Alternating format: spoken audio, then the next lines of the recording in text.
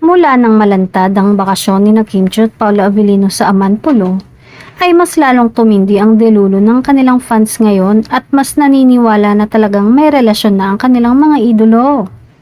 Sa recent post ng Kim Pao sa gym, binasa ng Kim Paulandia ang galawan ng dalawa.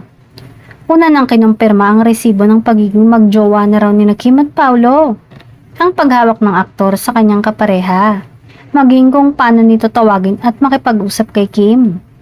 Mapapanood sa video na pinost ang slow motion ng Kim Pao na nag-uusap at nakangiti. Say nga ng nasabing fan na napansin ang pagiging mas clingy ni Paolo kay Kim.